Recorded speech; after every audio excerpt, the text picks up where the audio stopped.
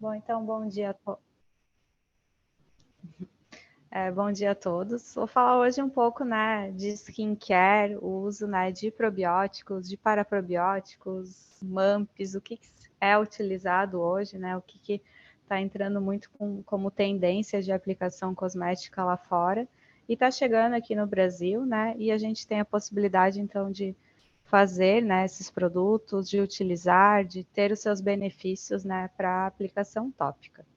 Então, quando a gente pensa, né, em pele, a gente não pode pensar nela como um órgão estéril, né? Então, a pele, né, assim como o restante do nosso corpo, ele é habitado por uma série de micro-organismos, né? E nós temos habitats, regiões diferentes do nosso corpo, de acordo com as características da nossa própria pele. Então, os micro-organismos que habitam, por exemplo, a minha testa, não vão ser os mesmos que habitam a minha axila. São regiões diferentes que têm características de umidade diferentes, né? E isso influencia muito, né, a característica, quais micro-organismos vão estar vivendo, né, em cada local da nossa pele. Então, a gente tem que pensar na pele sempre como uma barreira, né, entre o ambiente interno e o meio externo. Ela está sempre, né, diariamente exposta a agentes patogênicos, a radiação UV, a poluição, e tudo isso, né, são interferentes que vão prejudicar, que vão tentar afetar de alguma forma essa função barreira, né, que é essa proteção do nosso meio interno com o meio externo. Então, quando a gente pensa, né, na pele e fala em função barreira, a gente está falando especificamente da epiderme, tá? A epiderme, nessa imagem ali, ela está colorida, né, de roxinho e vai ficando rosinha na camada mais externa.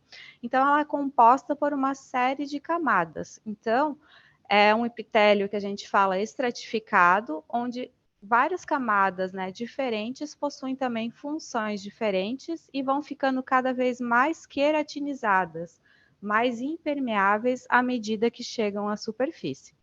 Então, a nossa epiderme se diferencia, quando vocês podem ver ali na imagem, da camada basal em direção à camada córnea. Então, o que cada camada, né, da nossa epiderme tem, né, de forma simples e resumida? A camada basal dá origem às células, né, da nossa epiderme. É ela como se fosse uma camada de células tronco que vai ficar produzindo, né, sempre novos queratinócitos, porque a nossa pele vai descamando, a gente vai perdendo essas células da epiderme que tem que ser repostas diariamente, tá? Na camada espinhosa, eu tenho um pouco mais de resistência e coesão mecânica. Então, ali a nossa pele está exposta, eu preciso ter uma epiderme que é resistente a atrito mecânico, que seja bem coesa, que seja bem íntegra. Então, a gente, quando fala de camada espinhosa, a gente está pensando nisso. Na granulosa, né? Por que granulosa? Porque já começa uma maior deposição de grânulos. Grânulos do quê? Por exemplo, de proteínas. Então, essas células vão perdendo o conteúdo citoplasmático normal, então, vai diminuindo a quantidade de organelas e vai sendo depositado uma série de grânulos proteicos, né? E ali está, né, uma função muito importante dessa camada, que seria relacionado com a impermeabilização da nossa pele. Então, ali na granulosa, a gente já tem isso, e é fundamental a gente ter essa impermeabilidade, por quê? Porque senão a gente ficaria perdendo água, né, para o meio ambiente de forma constante e a nossa pele nunca estaria hidratada, a gente sempre estaria, né, sofrendo de desidratação.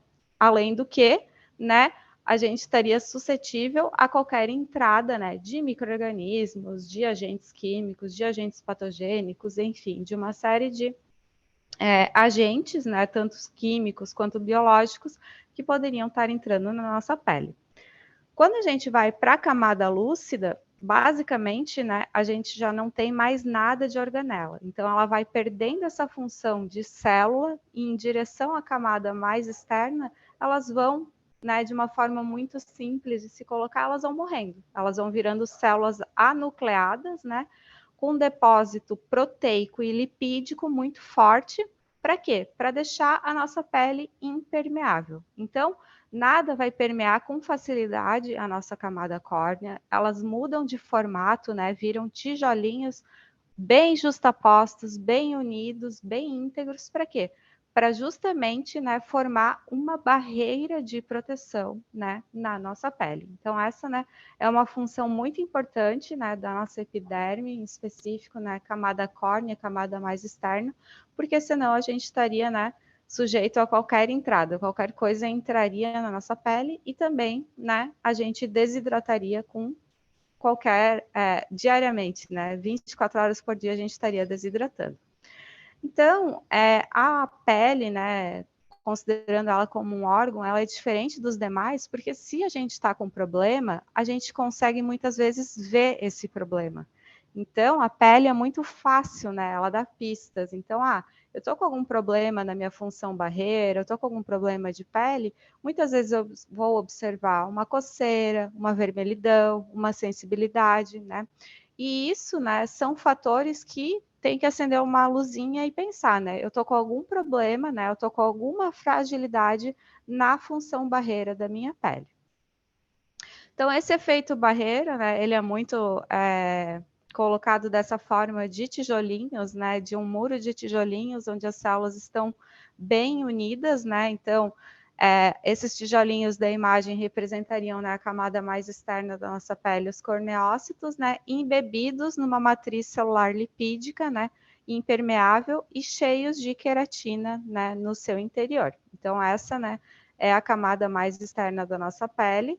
Se ela está íntegra, né, aqui é aquela mesma imagem, né, das camadas, só que agora de forma mais esquemática. Então, uma pele íntegra, está tudo ali certinho, né, bem justapostas as células, né, todas alinhadas, bem fechadinhas, né, uma pele íntegra, uma função barreira íntegra, e qualquer questão que eu tenha na minha barreira, né, da pele, o que vai acontecer? Ela vai estar exposta.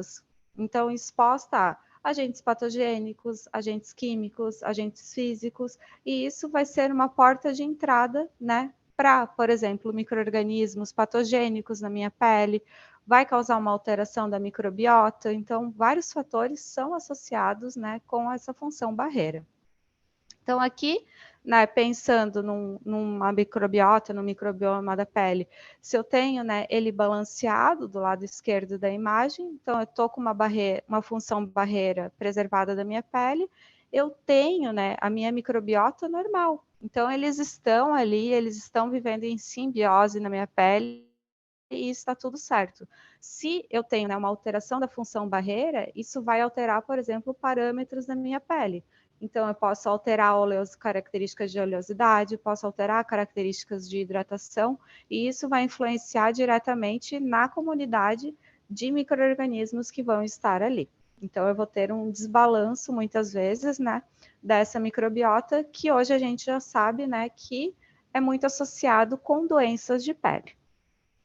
Então, em relação a essa microbiota da pele, né, como que a gente conseguiu esses avanços no conhecimento, né? Como que a gente conseguiu mapear os micro-organismos que habitam, né, diferentes regiões da nossa pele, né? Com os avanços na biologia molecular. Então, assim como, né, fazendo um paralelo com a microbiota intestinal, assim como a gente conseguiu ter avanços, né, em conhecimento, né, na microbiota intestinal pela biologia molecular, na pele é a mesma coisa, né? Então, a modernização, né, e o acesso a métodos de sequenciamento genético, né, por exemplo, do gene 16S, que é bem famoso, então permitem, né, um rápido sequenciamento e identificação, né, a nível de espécie de muitos micro-organismos. Então, isso, né, em que ano, né, começou isso, tanto, né, falando para a microbiota intestinal quanto para a microbiota da pele, foi com o projeto Microbioma Humano, tá? Então, o Instituto Nacional de Saúde dos Estados Unidos reuniu uma série de institutos, né, centros de educação, porque esse foi um projeto muito grande, muito trabalhoso e muito caro, né? Foram investimentos muito altos. Para quê? Para selecionar, né, regiões do nosso corpo. Então, por exemplo, foi selecionado microbiota intestinal, microbiota da pele, microbiota oral, microbiota da placenta e da vagina como regiões de interesse, né? Humanos saudáveis, voluntários foram selecionados, né, coletadas amostras e se gerou uma base de dados, né, a partir do sequenciamento que foi realizado, né, da microbiota dessas pessoas. Então, hoje a gente conhece, né, sabe que eu tenho lactobacilos no meu intestino, eu tenho um estafilococcus na minha pele, tudo, né, graças a esse sequenciamento, a esse projeto Microbioma Humano, que trouxe esses dados, né? A gente sempre tem que pensar que muitos micro-organismos, né, antigamente, né, por que a gente só com técnicas de microbiologia a gente não conseguia conhecer tudo isso, né? Porque muitos micro-organismos não são cultiváveis em laboratório, então, assim, especificamente falando, né, de intestino, de trato gastrointestinal, são micro-organismos que às vezes você vai fazer uma coleta, né, vai colocar isso numa placa, né, de cultura microbiológica e não vai crescer nada. Então, a gente tinha um conhecimento muito limitado, né, das bactérias, né, que nos habitavam e, né, não sabíamos bem certo que espécie ou não era, porque testes bioquímicos não são seguros para a gente fazer uma identificação. Antigamente era o que a gente tinha. Então, bactérias muitas vezes eram identificadas a partir de testes bioquímicos dentro de um laboratório de microbiologia. Então, fermenta isso, é positivo para aquilo, uma série de características, e a gente chegava a nível de espécie, né? E depois, com a biologia molecular, muita coisa que se achava que era A virou Z, né? Então, não era bem aquilo, mas claro que o avanço, né, no sequenciamento genético teve que ocorrer para que a gente pudesse conhecer tudo isso. Então, o projeto Microbioma Humano foi isso, ele durou muitos anos, tá? Não foi uma coisa rápida. E virou capa da Nature, quando foram publicados, inclusive, os primeiros dados, né, foram muito relevantes e trouxeram, né, esse boom de microbiota, né, de conhecimento, de aumento, né, de interesse e relevância no assunto, porque, de fato, a gente conseguiu ver, né, muitas características de filos, de grupos, né, que nos habitam. E como eu falei lá no início, né, diferentes regiões da minha pele vão ter, né, micro-organismos diferentes. Por quê? Porque eu tenho características diferentes. Por exemplo, a minha testa é uma área sebácea. A minha barriga já vai ser uma região mais seca, as minhas costas. Então, as minhas axilas, regiões mais úmidas. Então, são nichos, né, com características diferentes. E isso, né, vai fazer com que comunidades de micro-organismos sejam diferentes, justamente pelas características do local. Então, esses discos, né, que estão aí na imagem, então, são grupos de bactérias, vocês podem ver bem à esquerda, por exemplo, na testa, né, um predomínio de azul, actinobactéria. Se eu vou já para a região ali de axilas, eu estou com um predomínio de vermelho, estafilococcus. Isso é bom? Isso é ruim? Isso é normal, isso está na nossa pele. Por exemplo, eu falo de uma estafilococcus, nossa, estou pensando numa bactéria patogênica, mas ela está ali, ela está convivendo com a gente, né? Então está tudo certo. E quando que isso passa a dar errado? Quando eu tenho algum problema, né, na minha função barreira. Então, muitas vezes, alguém que estava ali numa boa, vivendo em simbiose conosco, é uma bactéria, né? Ela está ali esperando uma oportunidade, né? E vai aproveitar caso aconteça, e, né, pode se instaurar uma infecção, qualquer coisa assim, se eu tiver alguma disfunção, né, na barreira da minha epiderme. Então, uma série de fatores, né, interferem nesses micro-organismos que habitam a nossa pele. Aqui eu listei alguns, claro que tem muito mais, né? Então, o uso de medicações, né? Isso, né, vale muito para a microbiota, né, de qualquer microbiota que a gente estiver falando, né, antibióticos orais, antibióticos tópicos, a idade, né, então, idade vale para todos, né, com o nosso envelhecimento, diminui a nossa diversidade, diminui, né, a carga de micro-organismos que habitam a gente, estado de saúde, hábitos do cotidiano, então, sou uma pessoa fumante, sou uma pessoa que me exercita, então tudo isso são fatores que influenciam. Lavar a pele demais, com produtos muito abrasivos, né? Então, estou usando aquele sabonete, né, que mata 99,9% das bactérias, né? Mas será que a minha pele não tem que ter essas bactérias para estarem né, em simbiose, num estado, né, íntegro e tudo certo, elas têm que estar ali na minha pele, né? Mas a gente quer sempre limpar, limpar e limpar. Mas é normal elas estarem ali conosco, né?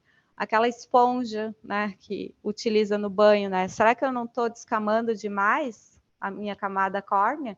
Estou passando aquela buchinha muito forte, né? É um produto muito um item, né, muito abrasivo para minha pele. Então, será que isso é bom ou será que isso pode estar prejudicando a minha função barreira da pele? Então, tudo isso a gente tem que ponderar, né, e levar em consideração quando a gente faz o uso. Radiação ultravioleta, exposição à poluição, né? Tudo isso que acontece na nossa pele, né? Geração de radicais livres. Então, estresse oxidativo, né? O estresse oxidativo, pensando na nossa pele, ele vai ser maléfico, né? Tanto para a microbiota quanto, por exemplo, para o colágeno que está ali mais abaixo um pouquinho, né, na minha derme. Os radicais livres também vão causar, né, uma queda de colágeno na minha pele. Então, eu estou pensando, né, na minha epiderme, estou pensando na minha derme, estou pensando em todas as camadas da minha pele, e são fatores, por exemplo, né, exposição à radiação ultravioleta, que não vão ser só prejudicais para a camada mais externa, eles vão conseguir penetrar, né, e ter uma ação não boa, né, maléfica, até nas camadas mais internas da pele. Alimentação, né, diretamente relacionadas a quadros inflamatórios. Então, muitas vezes, né, eu estou tendo um problema inflamatório, estou com algum tipo de alergia e estou vendo isso, né, na minha pele. Então, algo que não tem nada a ver, estou vendo lá uma alergia, né, no meu rosto, no meu braço, e muitas vezes é algo, né, que eu estou consumindo na minha alimentação, gerando um quadro inflamatório. Estresse, né, não tem muito o que fazer, liberação de mediadores pró-inflamatórios, então tudo isso, né, vai afetar a qualidade, né, da microbiota e da minha pele, que está ali no nosso dia a dia, sendo exposta, né, a procedimentos, por exemplo, também estéticos agressivos. Então, estou fazendo um peeling, vou perder minhas rugas, vou tentar eliminar elas, só que também, né, o que mais eu estou causando para minha pele, né, com isso, né? Então, a gente sempre tem que pensar, claro que são procedimentos necessários, mas também sempre fazer com muita orientação e ter cuidado, né, com o que a gente está fazendo e pensar um pouco mais em quem está morando, né, na nossa pele. Então, a gente tem que ter muito claro na nossa cabeça, né, que a microbiota e a função barreira, elas andam de mãos dadas, né? Então, se eu estou com uma função barreira íntegra, se eu estou com os tijolinhos tudo certinhos, eu estou com uma microbiota saudável, eu estou com uma microbiota estável.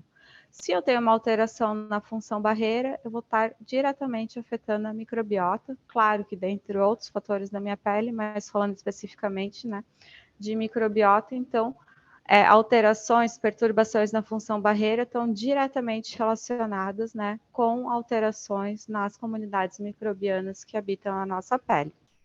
E isso, né, o que isso importa, o que isso interessa? A gente tem doenças, né, que são diretamente, doenças de pele, né, que são diretamente relacionadas com função barreira comprometida. Então, a gente já tem hoje estabelecido doenças, né, quais são as microbiotas de doenças de pele e por que elas acontecem, né? Estão ligadas à função barreira comprometida ou não. Então, tudo isso hoje já é mapeado, né, por estudos que foram realizados. Então, um livro, né, sobre essa questão coloca, né, que não é muito certo, né, quando que as alterações no microbioma levam à doença ou que quando condições, né, por exemplo, de uma função barreira vão levar a alterações na microbiota. Então, quem nasceu primeiro, o ovo ou a galinha, né? Então, a função barreira alterada leva a uma alteração na microbiota ou uma microbiota pode levar a uma alteração na função barreira. Então, esse limiar de quem causou o que não é muito estabelecido, né? E não é muito certo, né? Em doenças de pele, mas os dois estão intimamente relacionados. Então, colocando aqui alguns exemplos, né, de doenças relacionadas com a função barreira comprometida, por exemplo, dermatite atópica, psoríase. Então, esses, né, são modelos de doenças que são muito utilizados para avaliar, né, os probióticos, os MAMPs, justamente, né, por ter, né, relação com a função barreira comprometida, e se vocês olharem, né, à direita, alterações no microbioma da pele. Então, essas doenças já têm o seu perfil de microbiota caracterizado. Então, numa dermatite atópica, né, eu vou mapear uma pessoa que tenha, eu vou ter aumento de Staphylococcus aureus, vou ter uma diminuição de malacésia, vou ter uma baixa diversidade de micro-organismos. Então, parâmetros, né, que são comuns a todos os pacientes que têm a dermatite atópica. Da psoríase, a mesma questão. Então, são outras bactérias. Então, eu tenho um aumento de Streptococcus, por exemplo, diminuição de Propinium bacterium. Então, todos, né, são características específicas, né, de uma doença de pele, né, e que estão relacionados com a função barreira comprometida. Então, se lembrar, né, depois eu vou mostrar um pouco dos nossos estudos clínicos, né, então imagens da dermatite atópica, imagens da psoríase, a gente sempre lembra, né, problemas, né, de descamação na pele, de vermelhidão, então a função barreira, né, perdeu a sua integridade. Acne, né? Acne também, né? Aumento, por exemplo, da Propionibacterium acnes, Staphylococcus epidermidis, Staphylococcus aureus. Então aqui, né, aquela questão, Staphylococcus, né, uma bactéria patogênica e tal, ela está mais estabelecida ali, vai ficar causando quadros inflamatórios na acne, né? E é muito característica, né, dessa condição. Rosácea, dermatite seborreica, caspa. Então, ali, por exemplo, na caspa, um exemplo, né? Malacésia, um fungo, né? Que é o mais comum, né? Em quadros de caspa. Então, o que ela faz, por exemplo, né? Para mostrar o que um micro-organismo, né, alterado, então uma alta de malacésia num couro cabeludo pode estar fazendo. A malacésia, ela degrada o sebo que está sendo produzido, né, no nosso couro cabeludo. Quando ela degrada esse sebo, ela libera ácidos graxos, né, dos triglicerídeos que estão presentes nesse sebo.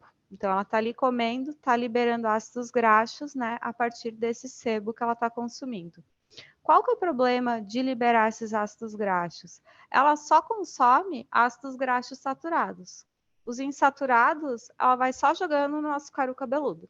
Então, assim, ela está se alimentando do sebo, que é uma coisa necessária na nossa cabeça, claro que em condições normais, né, em secreção, em quantidade de secreção normal, ela está se alimentando disso, ela está alterando, então, a oleosidade, a umidade do meu couro cabeludo, ela está depositando um negócio que não deveria estar ali, que são os ácidos graxos insaturados, e está vivendo ali.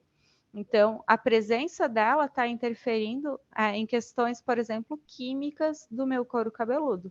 Então, o controle, né, de uma malacésia nessa questão é muito importante, né, e é o que é mais atacado quando a gente pensa, né, em tratamento da caspa, usar um antifúngico justamente porque ela, né, é o principal micro-organismo nessa condição. Então, falando um pouco, né, das definições de probióticos, paraprobióticos, indo, né, em direção aos MAMPs dessa aula, né. Então, aqui, né, de forma muito, né, só para colocar, para relembrar conceitos, né, probióticos, né, a gente está falando obrigatoriamente de micro-organismos vivos, né, administrados em quantidades adequadas, conferem benefício para a saúde do indivíduo. Então, assim, eles têm que estar vivos, né? Aqui a questão deles, o modo de ação, está tudo envolvido, né, em ele chegar vivo no local de ação para onde a gente está, né, conduzindo eles. Quando eu estou falando dos paraprobióticos, os paraprobióticos, MAMPs, é a mesma coisa, tá, pessoal? Eu estou falando de células microbianas inativadas.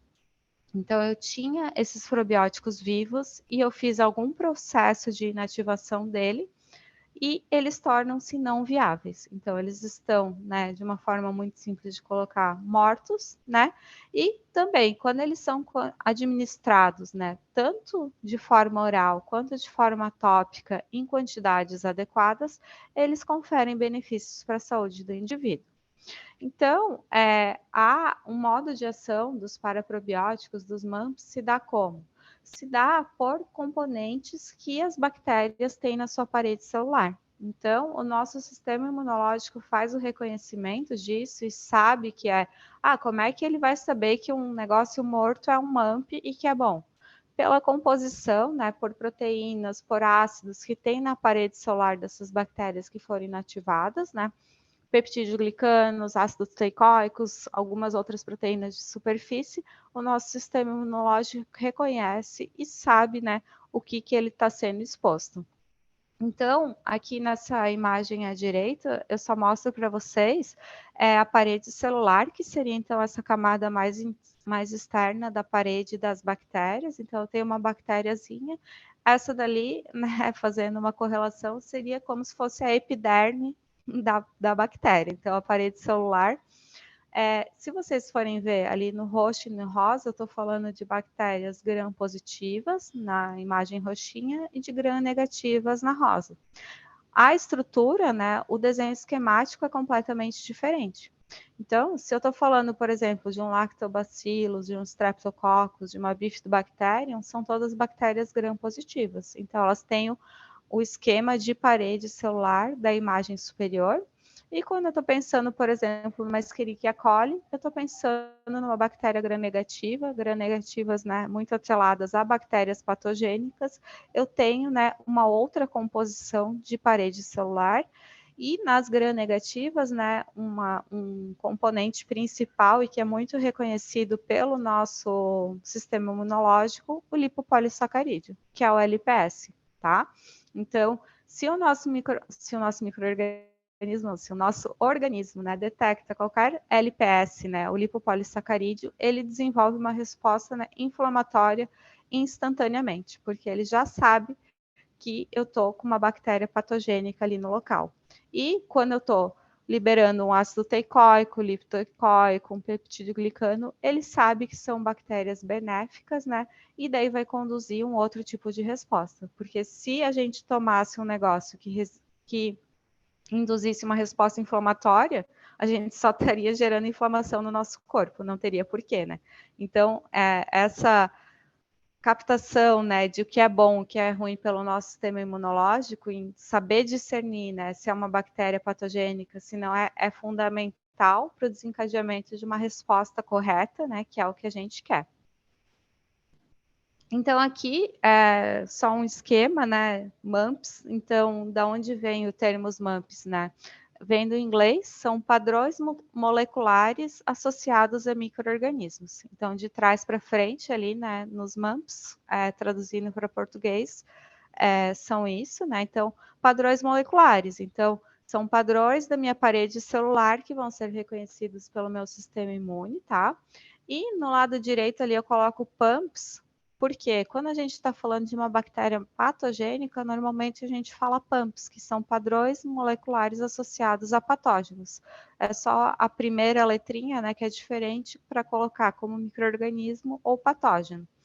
Então, esses padrões moleculares, né, que são esses componentes de parede celular, são reconhecidos, né, pelo nosso sistema imune. Então, eu tenho lá um receptor Toll-like, ele vai reconhecer esse MAMP que está chegando ali, seja ele na minha pele, seja ele no meu intestino, vai reconhecer o padrão que está chegando ali, então saber, né, se é uma bactéria boa, se é uma bactéria ruim, e vai desencadear, né, uma resposta imune, seja ela benéfica ou maléfica, né, tentando, se a gente pensar em PAMPs, a gente tem que, né, entrar com uma resposta inflamatória por estresse oxidativo imediato para combater uma infecção. E no caso dos MAMPs, não. Então, isso é direcionado, né, pelo reconhecimento. Então, só um exemplo, né, pensando em bactérias patogênicas, tem um receptor Toll-like que é específico, o Toll-like 4, para LPS. Então, bateu o LPS ali, seja no nosso intestino, onde for, encostou um LPS nesse receptor, ele já sabe desencadear uma resposta, né, inflamatória imediata, uma resposta imune, porque a gente precisa disso, né, como pensando em sistema imune para o nosso corpo. Então, aqui, só para vocês entenderem, né, como é feito um MAMP, né, qual que é a diferença dele para um probiótico. Então, tudo começo, né, pensando em processo produtivo com cultivo, com uma fermentação. Então, eu posso ter um lactobacillus, uma bifidobactéria, um Saccharomyces, Streptococcus e vários outros micro-organismos, né? Vou fazer o cultivo deles, depois vou concentrar esse volume, então estou fazendo 100, 200, 300, 500 litros de cultivo, eu preciso reduzir esse volume de alguma forma, né? Então, posso fazer, por exemplo, uma filtração, posso fazer uma centrifugação. E no caso dos MAMPs em específico, a gente tem, né, essa parcela de inativação, né? Aqui na Gabi a gente trabalha com inativação térmica dos micro-organismos, a tindalização, tá? Então, diferentes modos de inativação dos MAMPs geram diferentes respostas. Então, eu estou inativando uma bactéria com radiação UV, eu estou gerando um tipo de MAMP. Estou inativando ela por tindalização, estou gerando um outro tipo de MAMP. Então, eu estou expondo, né, componentes diferentes, eu estou destruindo compostos diferentes da minha bactéria. Então, eu passei por essa inativação aqui novamente, né, só frisando, inativação térmica, tindalização. A partir disso, né, vou seguir no meu processo produtivo, vou fazer o ultracongelamento, né, dessas bactérias concentradas inativadas, né, os MAMPs, vou congelar eles e depois eu vou fazer uma secagem deles por liofilização, onde a água, né, vai sublimar, né, ela vai passar direto do estado líquido para o gasoso, tá? Então, a liofilização, né, ela é super utilizada, né, para micro-organismos porque ela garante o shelf life, né? Ela é um tipo de secagem que a gente não tem calor, que a gente consegue preservar essas bactérias, porque eu não posso secar, né, um MAMP, uma bactéria viva de qualquer jeito, porque senão eu vou estar degradando o que eu estou secando. Então, a gente sempre tem que pensar em liofilização, né, em produtos liofilizados quando eu estou falando de probióticos, de paraprobióticos. Então, alguns produtos no mercado com MAMPs, né? Isso daqui é eu tirei essa frase de um site de cosmético, né? Por que você deve questionar, né, probióticos em produtos tópicos, né? Então, será que é isso mesmo? Então, aqui alguns exemplos, né? Vichy, Probiotic Fractions, né, no mineral 89. Garnier, meio milhão de probióticas fractions. Clinique, né, fazendo soluções, né, produtos direcionados para pele com vermelhidão, me fugiu agora a palavra, né, com rosácea. Então, assim, que tenham, né, ali eles colocam no potinho, por exemplo, tecnologia de microbioma, né. Então, o que eles estão usando nesses produtos, né? No da esquerda, probiótico, tecnologia probiótica. Então, tudo isso está vindo muito forte, né, em produtos cosméticos, né, principalmente na Europa, Estados Unidos, e estão chegando aqui, né. O Brasil hoje tem muito pouca opção, né, de produto que foi desenvolvido aqui no Brasil, mas isso está chegando lá, né. Aqui um exemplo. Esse produto, não especificamente esse produto, mas essa linha, né, essa marca de produtos cosméticos para crianças, aqui do Brasil, esse sim, né, tem tecnologia, né, probiótica, então eles têm uma série de produtos, desde pomadas, loções, cremes, com tecnologia probiótica, principalmente, né, para crianças atópicas com algum tipo de sensibilidade, né, que tem algum problema de função barreira, né. Então, são produtos que estão ganhando força no mercado e que tem um público, né, que demanda e muito forte, né, que necessita disso. E aqui um exemplo, né, de probiótico mesmo. Então, aqui, né, é um consumo oral em cápsulas, né, em comprimidos, desculpa, e a corzinha verde e branca diferencia, né, os comprimidos que são de vitaminas e minerais e os outros, né, que tem um lactobacillus acidófilos, nesse caso, e uma bifidobacterium lactis. Então, eles fizeram, né, essa associação dentro do blister, né, mas não dentro de cada comprimido. Muitas vezes por algum tipo de incompatibilidade, né, mas o mais correto, de fato, é separar as coisas, né, cada um é bom tomar, né, vitaminas, é bom tomar minerais, a mesma coisa, né, Quando a gente fala do FOS, de fibras pré-bióticas, tudo isso é positivo, né? Só que cada um, né, no seu comprimido, no seu sachê, porque muitas vezes eles não são o recipiente mais adequado para a gente utilizar, né, com probióticos, com MAMPs, quando a gente pensa nisso. Então, aqui, né, voltando para aquela propaganda, para aquele site cosmético, em teoria muito ótimo, né, tudo certo, mas na prática não é exatamente isso. Então, né, o termo probiótico está sendo utilizado ali no marketing desses produtos, só que na realidade o que a gente tem ali dentro? A gente tem os MAMPs, tá? E por que nos cosméticos a gente tem que utilizar um MAMP? Por que numa aplicação tópica a gente tem que utilizar um MAMP e não um probiótico vivo? Por causa da incompatibilidade de formulação, tá? Então, eu estou pensando numa formulação cosmética, eu vou ter um conservante, eu vou ter algum ativo, e isso vai influenciar diretamente na viabilidade de um probiótico vivo que eu vou estar colocando ali. Então, não tem como fazer, né, essa composição e manter uma estabilidade de produto, pensando que se eu quero ter um probiótico, ele tem que estar vivo.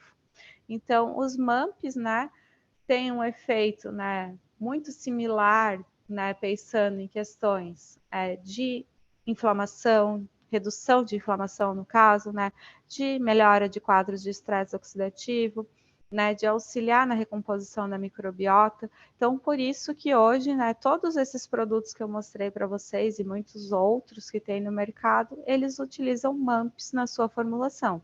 Então, quando você vira esses produtos e olha a composição deles, o que você vai ver ali, né, na lista de componentes? Por exemplo, um Lactobacillus fermento lysate, tá? Então, nessa questão de ingredientes cosméticos, eles não especificam qual lactobacillus está naquela formulação. Então, aqui eu posso ter um MAMP de acidófilos, de bulgáricos, de casei, de paracasei, enfim, qualquer MAMP que eu vou utilizar, o INCI name, né, que é a nomenclatura cosmética, só vai colocar como um lisado de lactobacillus, tá? Aqui a mesma questão, né? Lisado de Bifidobacterium, então eu vou botar de uma forma genérica também na composição do meu produto, Bifidobacterium lysate, então são os MAMPs novamente de Bifidobacterium, Saccharomyces também, então Saccharomyces lysate. Então tudo isso, né, a gente tem que estar atento, né? Então o marketing está trabalhando no probiótico na frente do rótulo, mas na realidade, né, são os MAMPs, né? Colocados como frações, né, os micro-organismos de fato inativos. E, né, com isso, com esses avanços, né, nos MAMPs, com o crescimento disso, do seu uso, né, inicialmente a gente começou a desenvolver pesquisas dos MAMPs com uso oral, e depois, né, vendo esses benefícios, né, de propriedades anti-inflamatórias, de redução de estresse oxidativo, a gente, né, conduziu ensaios clínicos com os MAMPs para uso tópico. Então, são ensaios clínicos de eficácia percebida, tá? Com os MAMPs para a linha skincare. Então, esses ensaios clínicos de eficácia percebida, eles são, as análises que são feitas são muito baseadas na importância da função barreira, que é o que eu falei para vocês desde o começo, né? Uma função barreira íntegra, eu tenho uma qualidade na minha pele, né? Eu tenho tudo ok, eu estou com uma microbiota saudável associada, então eu tenho que manter a minha função barreira íntegra para pensar numa pele saudável. Então, normalmente, né, aqui eu listei só alguns para dar exemplos, alguns parâmetros que são avaliados, né, de acordo com o ensaio clínico que é realizado. Então, vou avaliar a secreção sebácea, como é que ela está. Então, estou pensando num couro cabeludo com caspa no ensaio clínico, vou avaliar essa secreção sebácea. Lipídio do extrato córneo, aquela camada mais externa ali da epiderme. Perda transepidérmica de água. Então, lembre, a função barreira íntegra, ela é responsável por a gente não perder, né, água para o meio externo. Então, essa perda de água transepidérmica, a gente mede por um aparelho. Se eu estou com alteração na minha função barreira, eu vou estar perdendo água para o ambiente externo. Então, é essa perda transepidérmica de água. Condutância, então, vou verificar, né, se a minha epiderme, se meu extrato córneo está hidratado, então essa função barreira tem que estar íntegra para eu conseguir manter essa água dentro da minha pele e manter uma hidratação. Além disso, né, parâmetros inflamatórios e parâmetros oxidativos. Então, vou verificar se eu estou com quadro inflamatório, estresse oxidativo. O que o estresse oxidativo tem em relação, né? Estresse oxidativo, por exemplo, vou gerar radicais livres, vão atacar diretamente membranas da minha célula, vão atacar núcleo. Então, tudo isso, né, está muito relacionado com o perfil, com o quadro inflamatório, né? Então, células no nosso sistema imune, né, desencadeiam quadros de estresse oxidativo, né, em respostas inflamatórias. Então, isso é um pouco do que é analisado, né? Aqui, alguns papers, né, nós iniciamos, então, nossas pesquisas em modelos de células, tá? Então, hoje todo mundo sabe, né, que não se realiza testes mais em animais, né, para aplicações cosméticas, tá? Então, aqui um exemplo, né, células 3T3 são fibroblastos, né, uma linhagem de fibroblastos que é validada, né, e utilizada para modelos de estudo de pele, tá? Então, validada internacionalmente, né, com guidelines. E aqui a gente fez, por exemplo, né, um quadro inflamatório utilizando o quê? O LPS, que eu falei para vocês lá atrás, que o nosso sistema imune vai lá e reconhece na hora com aqueles receptores Toll-like. Então, aqui a gente fez um quadro de inflamação nessas células e fizemos na aplicação dos MAMPs para verificar quais são os benefícios, né? Então, não vou ficar falando muito, entrando em detalhes desse ensaio com vocês, mas eu quero só mostrar, então, a coluna esquerda e direita diferencia na dosagem de MAMPs. Isso daqui, pessoal, em plaquinhas, em modelo celular, tá? Tudo bem controlado, pequenininho. E quais parâmetros, por exemplo, né? Aqui só um pouco, né, desse trabalho, mas IL-1 beta, IL-6, que são interleucinas pró-inflamatórias, mieloperoxidase relacionada com quadros de estresse oxidativo, viabilidade celular. Então, assim, fizemos um insulto com a LPS, então todos os quadros têm o LPS, né? E vamos ver, por exemplo, ali nos quadros C e D, se ele consegue, se os MAMPs, né, conseguem reduzir interleucinas pró-inflamatórias. Então, no C e no D, a gente vê uma barrinha alta ali de LPS, então quando as células estão só com LPS, tão inflamadas, né? Elas estão com os níveis dessas citocinas pró-inflamatórias altos, e se eu estou fazendo um tratamento com os MAMPs nessas células, eu tenho uma redução desse quadro inflamatório. Então, ali, quando eu tenho os bumps de LKZ, ParaKZ, Gasseri, Belactis, Termofilos, são células que também foram expostas da mesma forma ao LPS, mas a gente consegue, né, observar uma redução no quadro inflamatório dessas células. Da mesma forma, nos quadros E e F. Então, interleucina 6 também, uma citocina pró-inflamatória, chama a atenção novamente, né, da barrinha da LPS nos dois gráficos, e quando a gente utiliza os MAMPs, né, nessas células, a gente tem uma redução, né, dessa citocina pró-inflamatória. E em relação ao estresse oxidativo, né, da mesma forma. Então, no quadro G, né, ali dependente de dosagem, a gente tem o estresse oxidativo alto quando está com a LPS, a gente consegue controlar isso, né, com a utilização dos MAMPs.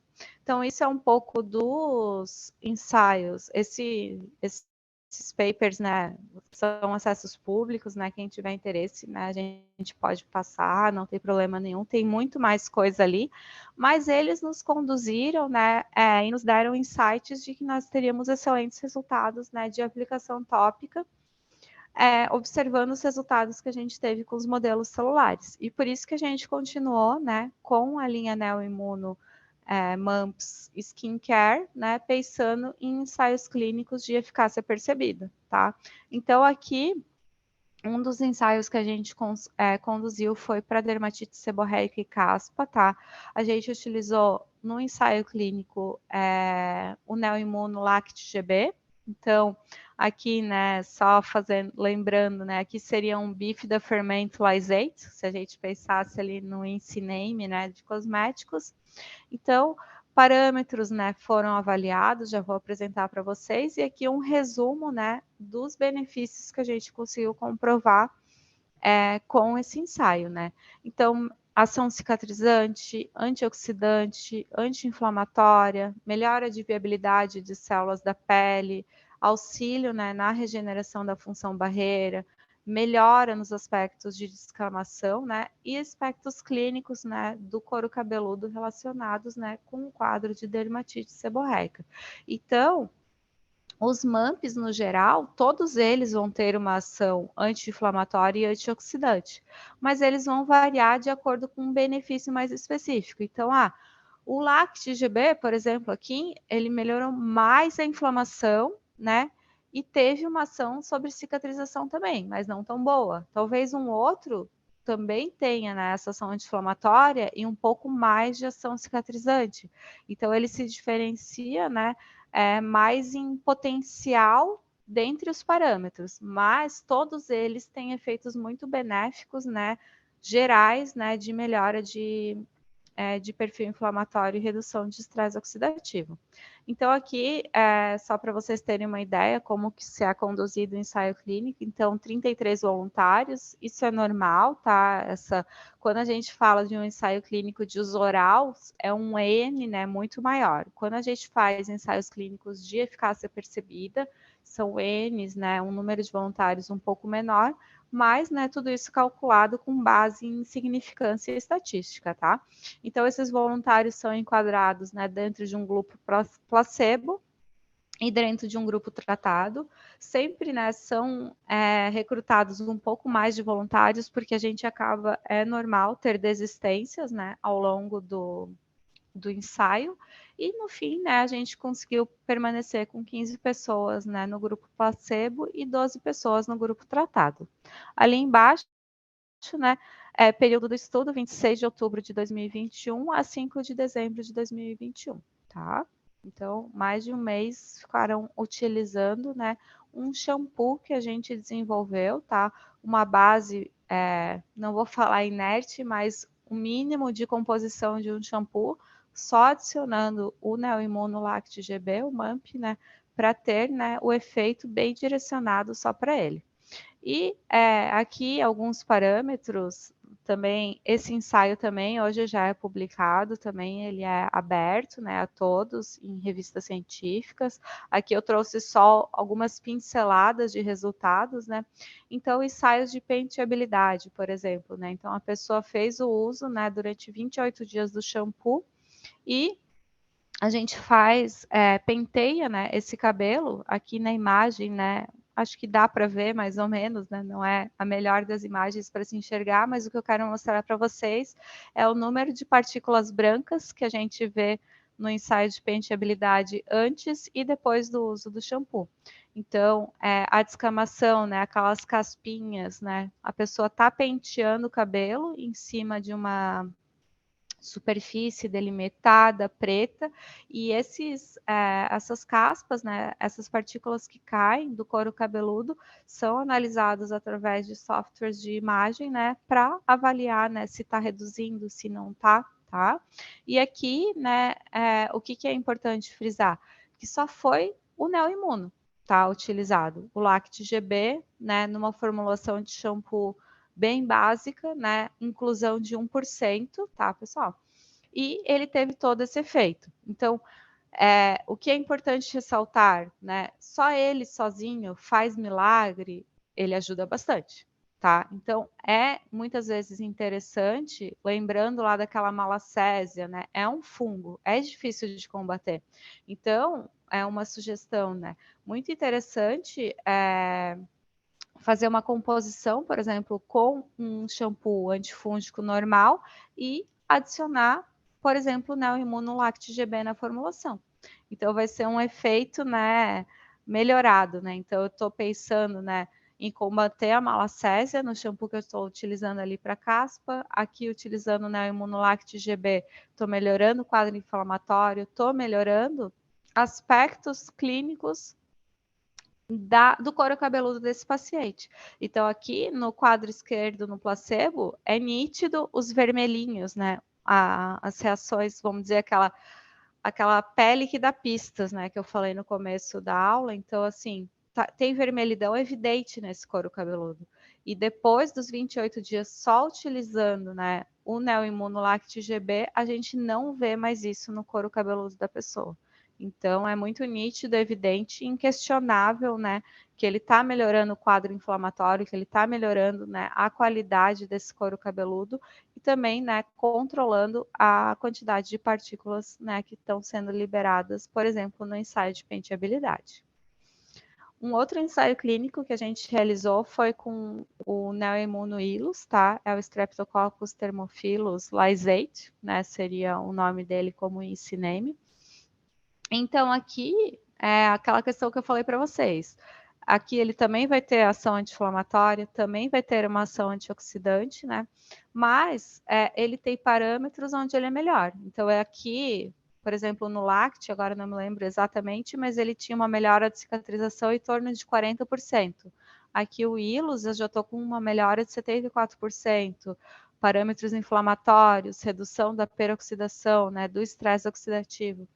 E a gente utilizou ele em pacientes com dermatite atópica, tá? Então, num paciente com dermatite atópica, a avaliação é diferente, obviamente, do que da caspa, né? Então, aqui é percepção de irritação da pele, né? No gráfico da esquerda. Então, assim, quais são, como é caracterizado isso? Melhorou muito, não teve alteração ou piorou. Então, o que chama atenção é que no grupo tratado, em relação ao placebo, onde eu tinha no placebo piorou, tenho o não alterou muito alto, eu consigo aumentar no grupo tratado a barrinha do melhorou. Então, a gente sempre busca, né, tirar o piorou do nosso quadro de tratado e aumentar o de melhorou muito ou o de melhorou, tá? E no gráfico da direita, percepção de descamação após 30 dias. Então, se vocês forem ver no placebo, eu não tenho nem a barrinha do melhorou. Então, ninguém do ensaio clínico falou que teve uma melhora ou que melhorou muito. E já no quadro tratado, olha a barrinha preta, o tamanho que ficou. Então, antes eram pessoas que não estavam bem, né, que tinham um quadro de descamação muito alto e que em 30 dias utilizando uma formulação aqui no caso, né, para dermatite tópica, uma base de creme, novamente 1% na Imunoilus, tiveram uma melhora muito grande, né, na percepção de descamação. Aqui, né, um exemplo essa mão de uma das pacientes, né, das voluntárias tratadas. Então, aqui, né, os dedos ali, a gente percebe, né, essa perda de integridade é muito nítida, né, como estava fragilizado, né, os sintomas de fato da dermatite atópica na mão, né, dessa paciente, e na direita a gente está vendo completamente outra situação, né. Então, aqui, né, um paciente que melhorou muito com a aplicação, né, aqui, né, friso, né, que sempre quando a gente faz esse tipo de ensaio, se a pessoa tomava alguma medicação para isso ou fazia uso de outro produto, tudo isso é cessado, tá? Eles não podem fazer utilização concomitante de mais nada. Então, para ter certeza, né, de que o que a gente está observando são os resultados do ensaio clínico que a gente está conduzindo mesmo.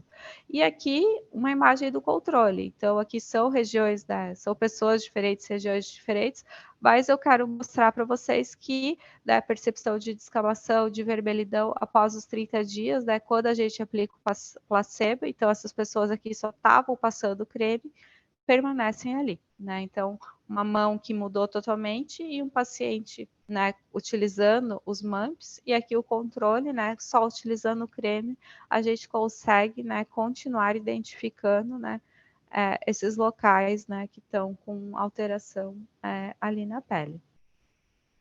E, né, o Neoimmunogasseri, Lactobacillus gasseri, aqui seria um Lactobacillus ferment lysate, né? Ele foi utilizado em pacientes com psoríase, tá?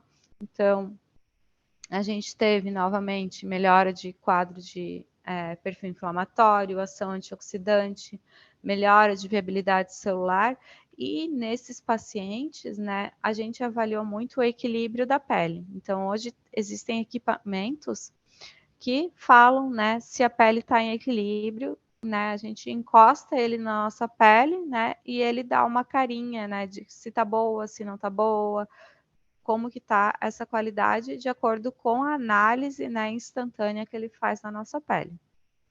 Então, vermelho, verde e amarelo, que são aqui as cores, seriam o equilíbrio da pele. Então, o vermelho está ruim, está em desequilíbrio, verde está mais ou menos e amarelo está muito bom. É uma pele equilibrada, tá? Então, antes, né, no gráfico da esquerda, muitos, né, dos pacientes recrutados no quadro vermelho, então desequilíbrio, tá? Que é o parâmetro que o aparelho, né, nos indica. E após 30 dias, né, no grupo tratado, o que a gente consegue ver? Uma redução na barrinha do vermelho, então eu diminuí os meus pacientes com desequilíbrio total. Eu consegui aumentar um pouco os pacientes no verde, mas o mais importante é que eu consegui trazer pacientes, ali onde está o asterisco, no amarelo, que é uma pele super equilibrada e de ótimos parâmetros, né? Que está em equilíbrio, que está muito boa. Então, a gente conseguiu formar esse grupo que antes não existia, né, dentro desses voluntários. E no placebo, né, permanece as pessoas no vermelho, então desequilíbrio, permanece as pessoas no verde, que não estão muito equilibradas, e eu não tenho, né, a melhor qualidade de pele, que seria o amarelo. Aqui, percepção de irritação, tá?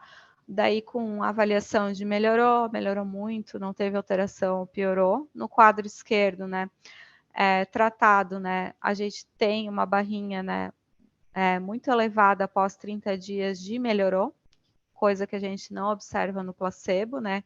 Então, a barrinha do piorou a gente não tem mais, não existe, e a gente consegue melhorar, né, ou melhorar muito o quadro de irritação e também, né, de descamação. Então, a gente consegue ter esses resultados fazendo tanto avaliações por base de aparelhos, quanto avaliações, né, mesmo de questionários, né, que as pessoas, os pacientes respondem, né. Então, aqui, o pé desse paciente, por exemplo, né, antes, né, um paciente que recebeu o tratamento com, né, imunogase, aqui também uma base de creme, tá? Padronizamos também a inclusão em 1%, um creme bem básico para não ter nenhuma interferência, ser só o neoimuno, né? Tendo efeito. Então, aqui, né, um pé super seco, né? E quando a gente faz, né, a aplicação do creme com os MAMPs, a gente já tem uma melhora muito significativa, né, dessas imagens, uma alteração muito grande. E quando a gente tem os pacientes que não receberam tratamento, né, que são os grupo placebo, a gente só identifica a piora, tá? Então, aqui antes, né, já tinha esse quadro, né, estabelecido ali de psoríase, e depois dos 30 dias, né, só utilizando o placebo, né, eu não estou fazendo nenhum tratamento, eu tenho, né, uma piora visual, né, do quadro desse paciente. Então, pessoal, finalizando aqui, né, quero deixar bem claro, né, e frisar muito, né, a questão da pele saudável, né, super interligada, né, e totalmente dependente de uma função barreira íntegra, e isso estando totalmente, né, atribuído e interligado com uma microbiota saudável da pele. Era isso, muito obrigada.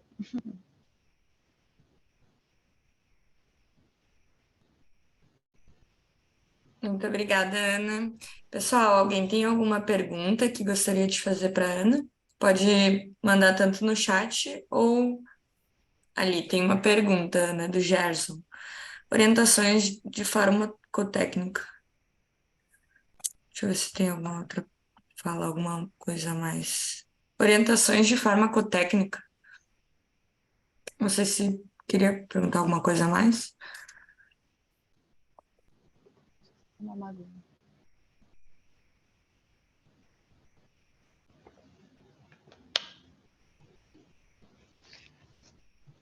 Bom, só tomar uma aguinha. Então, assim, Questões de farmacotécnica, né? Esses ingredientes são todos, né, solúveis em água, tá? Não tem limitação em composições que vão ser feitas com ele, então podemos disponibilizar aqui depois até formulações que foram feitas, né, nos shampoos, nos cremes, mas foi uma equipe, né, nossa equipe de pesquisa, né, da área de farmácia mesmo, que conduziu, né, essas formulações e fez. Então, assim, não tem questões, né, de restrição de pH, não tem questões de utilização de conservantes ou de outros ativos, né, ativos solúveis, né? Então não tem muitos detalhes, tá? Então é sem problemas pela questão de fato de ser os MAMPs, né? Concentração de uso a gente trabalhou, né, nesses ensaios clínicos, todos eles a gente padronizou em 1%, tá? Claro que às vezes não, por questões de custos, muitas vezes não vai ser viável utilizar 1%, ou vou conseguir. Então, com certeza, né, baixando um pouco vai ter efeito, né, mas os ensaios clínicos, né, a gente indica, foram todos baseados em concentração de 1%. Deixa eu ver ali. Gostaria de saber se algum MAMP para melhorar a textura, aspecto de bolinhas da pele e da face. Olha, no geral, todos eles vão melhorar aspectos gerais da pele, tá? Então, todos esses que eu coloquei, né, vão ter um perfil, né, de melhora geral em aspectos da pele. Então, utilizar só um deles ou eles em combinação, né, fazer uma composição. Então, com certeza, vamos ter resultados de melhora de aspecto. Ali na questão, né, de orientações, né, só do Gerson, como acrescentar, então é incorporar, né, de acordo com se vai utilizar num creme, num shampoo, numa loção, então são ativos solúveis, né, não tem nenhum problema para incorporar ele em veículos, né. A gente pode depois disponibilizar as formulações para vocês terem uma ideia, né, do que foi utilizado nos cremes e nos shampoos.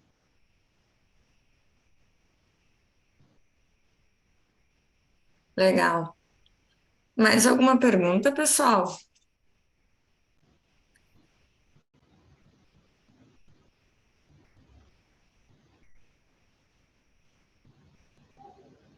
Ah,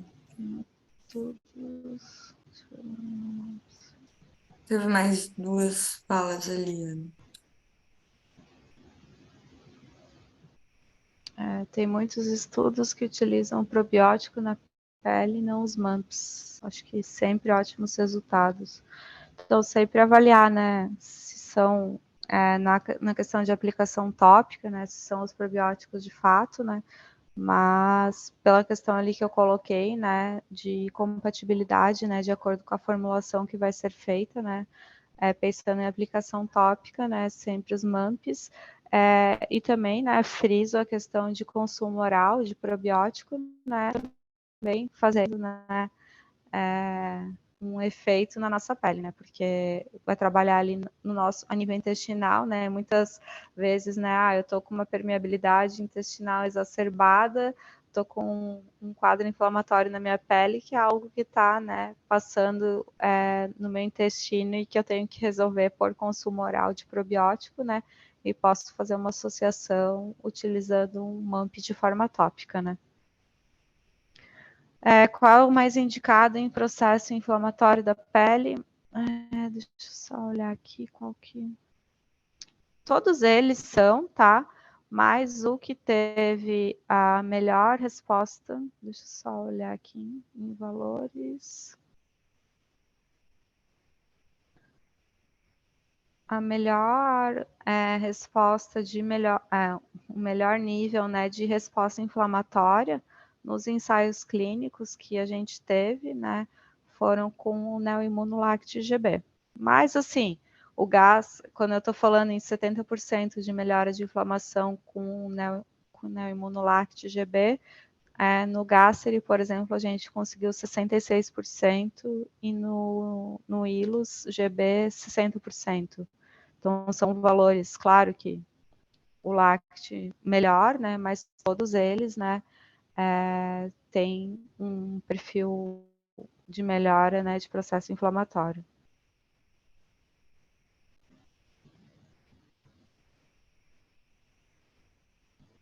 Acho que é isso, então.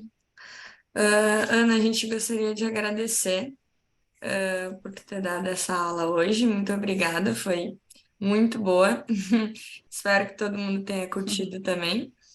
E lembrando que a aula vai estar semana que vem no nosso link do YouTube e se inscrevam no nosso Telegram. Tu tem alguma coisa que gostaria de falar, Ana, antes da gente terminar?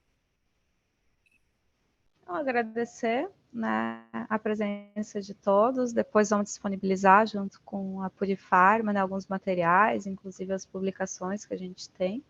E fiquem à vontade, né, em nos procurar e querer saber mais sobre o assunto, os resultados, né, são todos abertos, né, para todos poderem ver, né, o benefício de uso de fato. Aí. Tá. Muito obrigada, pessoal. Até mais. Obrigada, pessoal. Até mais.